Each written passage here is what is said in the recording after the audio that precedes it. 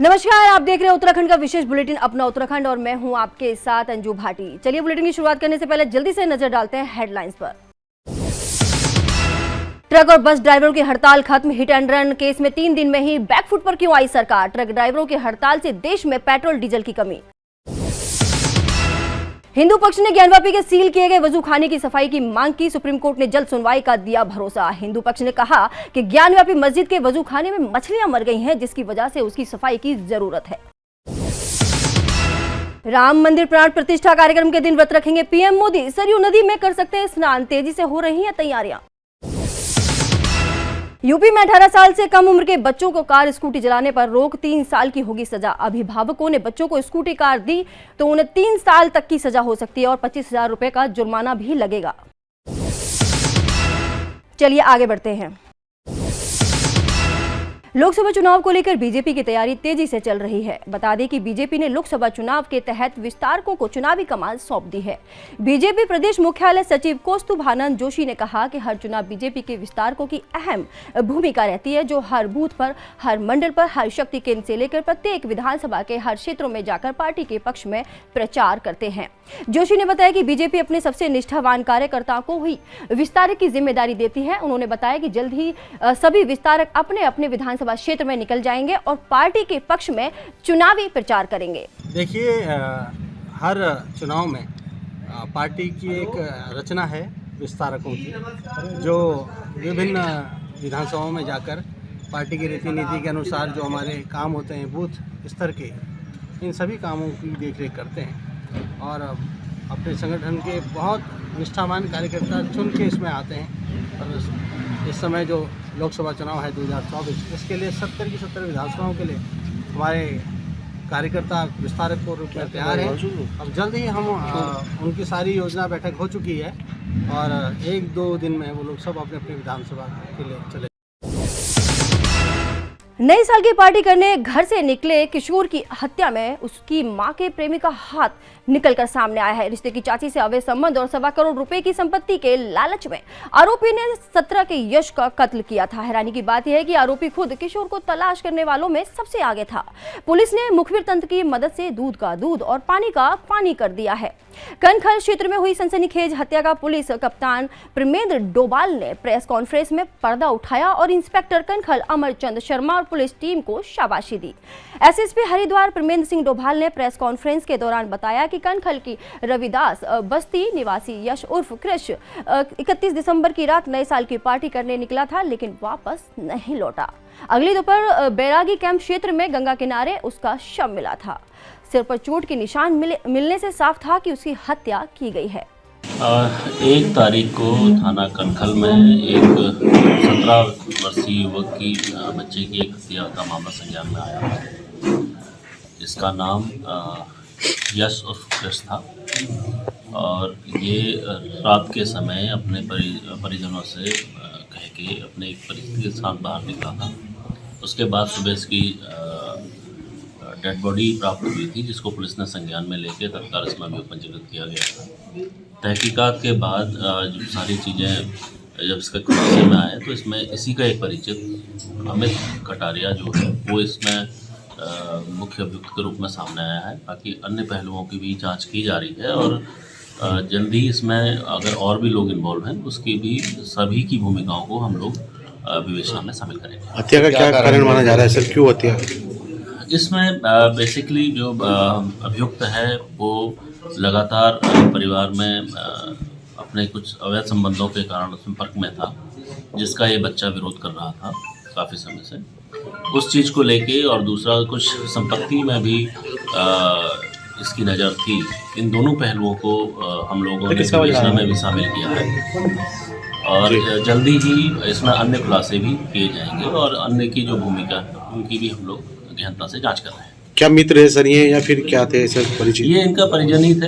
ये जो अमित कटारिया है ये इसी परिवार से ही संबंध रखता है और जो मृतक है उसका भाई ही है, ये उसके चाचा का लड़का है और उनको भी और जो जिस तरीके का जो घटनाक्रम है, सबसे पहले इसी के द्वारा डेड बॉडी को देखा गया था और एक एलिबाई लेने की कोशिश की गई थी। पुलिस ने उसको भी संज्ञान में लिया था। और जल्दी ही, क्योंकि अन्य जो गवाह हैं या जो अन्य साक्ष्य हैं वो इसके अगेंस्ट ही थे सारे, जब इससे पूछताछ गहनता से की गई तो इसके द्वारा जो उस मृतक है उसका आईफोन और उसकी जो एक टी शर्ट है, खून लगी हुई टी शर्ट, वो इससे प्राप्त हुई थी। उसको हम लोगों ने तत्काल अपने कब्जे में लेके उसको एफएसएल के लिए भेजा जा रहा है और अन्य जो घटनाक्रम उसको खुलासा किया जाएगा। कितने लोग इसमें शामिल हैं? अभी इसमें तो मुख्य अभियुक्त अमित कटारिया है, इसको पकड़ा गया है। इसमें अन्य लोग भी शामिल हो सकते हैं, उनकी जांच हम लोग कर रहे हैं। हत्याकांड को किस तरह से अंजाम दिया सर, किस तरह से मारा? ये लड़का जो है इसको, क्योंकि ये रिश्ते में इसका भाई लगता था, इसको ये शॉपिंग के बहाने लेके गया और इसका गला घोट के बाद में पत्थर से इसका सर कचल के इसकी नृशंस तरीके से हत्या की गई थी। और सुबह सबसे पहले भी इसका शव जो बरामद हुआ है वो इसी की एलिबाई, इसी के उससे ही प्राप्त हुआ था। इसने एलिबाई लेने की कोशिश करी। पुलिस मुख्यालय देहरादून में डीजीपी अभिनव कुमार ने प्रशिक्षण विभाग के कार्यों की समीक्षा की। इस दौरान डीआईजी प्रशिक्षण सिंह ने पुलिस प्रशिक्षण की संस्थाओं की जनशक्ति, आधारभूत संरचना और चुनौतियों और भविष्य की कार्य योजना पर प्रस्तुतिकरण दिया। इस मौके पर डीजीपी ने कहा कि यातायात निदेशालय की तरह प्रदेश में प्रशिक्षण को मजबूत करने के लिए निदेशालय बनाया जाएगा और जल्द ही ये अस्तित्व में आ जाएगा। इसके लिए उन्होंने प्रशिक्षण नीति बनाने के निर्देश भी दिए। उन्होंने कहा कि पद के अनुसार भूमिका आधारित प्रशिक्षण दिया जाएगा, साथ ही तत्काल ट्रेनिंग पॉलिसी बनाए जाने और पद के अनुसार भूमिका आधारित प्रशिक्षण कराए जाने के साथ ही आधुनिक चुनौतियों जैसे cyber crime, forensic science, drone technology जैसे विषयों पर गहन प्रशिक्षण के लिए मास्टर ट्रेनर्स तैयार करने के निर्देश भी दिए। मुख्यमंत्री पुष्कर सिंह धामी ने कहा कि कमजोर पिछड़े वर्ग, अनाथ और साधन विहीन बच्चों की शिक्षा और आवास के लिए प्रदेश में 13 नेताजी सुभाष चंद्र बोस आवासीय छात्रावास के निकट 11 राजकीय माध्यमिक विद्यालयों का इंटरमीडिएट स्तर पर उच्चीकरण किया जाएगा, जिससे इन विद्यालयों में पढ़ने वाले छात्रों को 8वीं और 10वीं के बाद दूसरे विद्यालयों की तलाश न करनी पड़े। मुख्यमंत्री धामी ने देहरादून के कोलाघाट स्थित नेताजी सुभाष चंद्र बोस आवासीय छात्रावास के भवन के लोकार्पण कार्यक्रम में यह बातें कही। इस दौरान सीएम ने प्रदेश के कस्तूरबा गांधी बालिका आवासीय छात्रावासों की उन मेधावी बालिकाओं को सम्मानित किया जिन्होंने विगत परिषदीय परीक्षा में उत्कृष्ट प्रदर्शन किया। एक साल एक छात्रावास तैयार कर किया जा रहा था। लोकार्पित राजकीय बालिका इंटर कॉलेज कोलाघाट प्रांगण में आयोजित समारोह में बतौर मुख्य अतिथि मुख्यमंत्री धामी ने कहा कि सरकार का लक्ष्य है कि जिन योजनाओं का शिलान्यास किया जाता है उन्हें वास्तविक रूप से धरातल पर उतार उनका लोकार्पण भी किया जाए। इसी क्रम में मात्र 1 साल की अल्प अवधि में इस आवासीय छात्रावास को तैयार कर लोकार्पित किया जा रहा है। छात्रावास के निर्माण में गुणवत्ता और छात्रों की सुविधाओं का विशेष ध्यान रखा गया है। कोरोना संक्रमितों के इलाज से निजी अस्पताल कतरा रहे हैं। दून में मिले 2 कोविड मरीजों को सरकारी अस्पताल भेजा गया है। निजी अस्पताल कोरोना संक्रमितों के इलाज से कतरा रहे हैं। देश में कोरोना के नए वेरिएंट JN1 की दस्तक के साथ ही स्वास्थ्य विभाग ने सरकारी समेत निजी अस्पतालों के लिए भी अलर्ट जारी किया था। लेकिन दून में सामने आए कोरोना के 2 मामलों में निजी अस्पतालों का रवैया असहयोगात्मक रहा। मरीज को उपचार देने के बजाय उन्होंने उसे सरकारी अस्पताल भेज दिया। अब तक दून में कोरोना के 2 मामले मिले हैं। 22 जनवरी को अयोध्या में श्री राम मंदिर में रामलला की प्रतिमा की प्राण प्रतिष्ठा का कार्यक्रम आयोजन होना है। आपको बता दें कि मंदिर निर्माण में रुड़की के CBRI की टीम का बड़ा योगदान है। वहीं वैज्ञानिकों का कहना है कि अयोध्या में जो राम मंदिर बन रहा है उसको लेकर 5 जिम्मेदारियां प्रोजेक्ट के तौर पर CBRI की 10 सदस्यीय टीम को मिली थी, जिसमें मंदिर का स्ट्रक्चर डिजाइन, सूर्य तिलक का डिजाइन, मंदिर के फाउंडेशन का डिजाइन, साथ स्ट्रक्चर का हेल्थ मॉनिटरिंग यानी भूकंप के दौरान क्या स्थिति रहेगी उसको लेकर भी CBRI ने काम किया है। वहीं मंदिर का टेम्पररी स्ट्रक्चर का तिरपाल भी संस्थान ने प्रोवाइड किया है। उन्होंने कहा पिछले 3 साल से CBRI की टीम मंदिर के निर्माण कार्यों में योगदान दे रही है। साथ ही उन्होंने बताया पूजा होने वाली है, उसके लिए एक फर्स्ट फ्लोर कंप्लीट हो गया है और सेकंड फ्लोर का कार्य प्रगति पर है, जो कि लगभग 1 साल में पूरा हो जाएगा। और राम मंदिर में खास बात यह है कि सरिया का इस्तेमाल नहीं किया गया है। देखिए, सिविल से पहले इसका जियो फिजिकल काम होगा जो डॉक्टर मनोजीत और उनका टीम ने किया। जियो टेक्निकल का काम हुआ जो उनका टीम देखा। मैंने स्ट्रक्चर रिलेटेड जितने भी इश्यूज़ है, स्ट्रक्चरल डिज़ाइन जो है वो हम लोगों ने परफॉर्म किया। तो एक 3D स्ट्रक्चरल एनालिसिस CBRI में परफॉर्म किया गया और 2500 ईयर्स रिटर्न पीरियड के लिए अर्थक्वेक डिज़ाइन किया गया स्ट्रक्चर को। तो स्टोन टू स्टोन जो बॉन्डिंग है, इसमें कोई ड्राई जॉइंटेड स्ट्रक्चर है, मैसनरी स्ट्रक्चर है, तो बहुत ब्रिटल होता है, इसमें कोई अलग से बॉन्ड नहीं है। तो कैसे उसको डिज़ाइन किया जा सकता है, तो उसका फिलोसफी पहले हमने डेवलप किया। हमने उसके लिए एक सॉफ्टवेयर भी बनाया, कुछ कॉमर्शियल सॉफ्टवेयर से भी हमने उसका एनालिसिस किया। उसके अभी उसको अर्थक्वेक प्रूफ उसको बनाने के लिए, उसका बाद अभी जो कंस्ट्रक्शन चल रहा है उसको भी हम सुपरवाइज़ करते, टाइम टू टाइम जाते हर 15 दिन में या 1 महीना में, और इसको देखना पड़ता है कैसे उसको अकॉर्डिंग टू द डिज़ाइन हो रहा है या नहीं। तो कुछ होता है, सुधार होता है, तो उसका भी हम सजेस्ट करते। तो ये हमारा योगदान है। तो आर्किटेक्चर ऑफ द स्ट्रक्चर को सेम रखते हुए हमने स्ट्रक्चर का डिज़ाइन परफॉर्म किया, तो जिसमें काफ़ी सारा चेंजेस हुआ है। अभी आप देखेंगे स्ट्रक्चरल डिज़ाइन का नया जो स्ट्रक्चर है उसमें काफ़ी चेंजेस है पहले से, और अभी ये अर्थक्वेक प्रूफ है। तो मैं यही इतना ही कहना चाहूँगा। और कोई क्वेश्चन है इसमें आपने भी बताया था कि इसमें कोई सरिये का यूज़ नहीं, इसमें कोई सरिया का यूज़ नहीं हुआ। तो जो बीम वगैरह हैं ये मतलब अगर अर्थ आता है तो किस तरह से काम करेंगे? अच्छा, ये जो बीम वगैरह है ये फ्रिक्शन पे काम करेगा। जैसे अर्थक्वेक आता है, जिस अर्थक्वेक को हमने प्रेडिक्ट किया है, जिस टाइप का अर्थक्वेक आ सकते हैं, तो हमने स्टडी किया लास्ट 500 ईयर्स का जो पॉसिबल अर्थक्वेक है। उसका बाद जो साइट स्पेसिफिक रिस्पॉन्स स्पेक्ट्रम बना, उसका वजह से हमने एक डिसजॉइंटेड एनालिसिस परफॉर्म किया, जहाँ पे बीम कॉलम अलग अलग पीसेस में अलग अलग बिहेव कर सकता है। CBRI 2020 से 2020 से अगस्त से अभी तक राम मंदिर के बारे में जुड़े हुए हैं। CBRI एज ए टीम, हम लोगों को टीम में और भी टीम मेंबर हैं, इसमें फाउंडेशन डिज़ाइन एंड वेटिंग में हेल्प किया है, जियो फिजिकल इन्वेस्टिगेशन में हेल्प किया है, कंट्रीब्यूट किया है। देन स्ट्रक्चरल ड्राइंग में, स्ट्रक्चरल डिज़ाइन में वेटिंग और स्ट्रक्चरल डिज़ाइन में मॉडिफिकेशन में कंट्रीब्यूट किया है। Then installation of the sensor and structural health monitoring में कंट्रीब्यूट की है। देन सूर्य तिलक में भी डिज़ाइन और इंस्टॉलेशन में CBRI ने राम मंदिर में कंट्रीब्यूट किया है। सर, ये जो आपने बताया कि अभी तो किस तरह से काम करेंगे, ये उनका क्या काम है, आप किस तरह से मॉनिटरिंग करेंगे? यहाँ पर बेसिकली हम लोगों को एम था, जो हम लोगों को जो पार्टनर्स था ट्रस्ट मंदिर कमेटी में और जो एक्सपर्ट मेंबर्स थे और जो कंस्ट्रक्शन एजेंसी थे, तो हम लोगों ने ये सोचा था जो ये इतना इम्पोर्टेंट एक स्ट्रक्चर है कंट्री के लिए और इतना कॉम्प्लिकेसिस है इसमें, स्टोन स्ट्रक्चर है, तो इसमें हम लोगों को जानना ज़रूरी है इसका हेल्थ कैसा है। जैसे ह्यूमन का हेल्थ भी हम लोग चेकअप कराते हैं, हम लोगों को भी इसमें जानना है इसका हेल्थ कैसा है। तो इसके हम लोगों ने इसमें रैप्ट और प्लिंथ में हम लोगों ने सेटलमेंट सेंसर लगाया है। जैसे हम लोगों ने बिल्डिंग कोई कंस्ट्रक्ट करते हैं, हम लोग कभी कभी बोलते हैं बिल्डिंग बैठ रहा है, तो ये कितना सेटल कर रहा है ड्यूरिंग कंस्ट्रक्शन, और मान लीजिए कंस्ट्रक्शन होने के बाद भी कितना सेटल कर रहा है, वो जानने के लिए हम लोगों ने इसमें सेटलमेंट सेंसर लगाया है। Settlement sensor liquid level sensors है और बोरहोल एक्सटेंसोमीटर है जो प्लिंथ और रैप्ट पे लगा हुआ है। नॉट ओनली प्लिंथ और रैप्ट, कुछ सॉइल सेंस, कुछ up to a 30 metre depth तक भी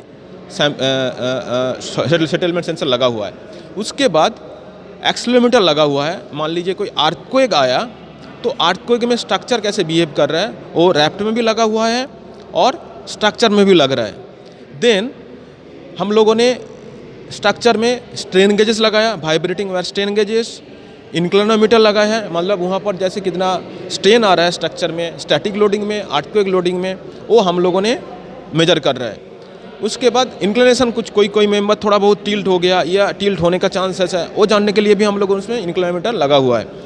ये रियल टाइम में मॉनिटर करता है, मतलब हर रोज़ आप लोग कंप्यूटर में देख सकते हैं।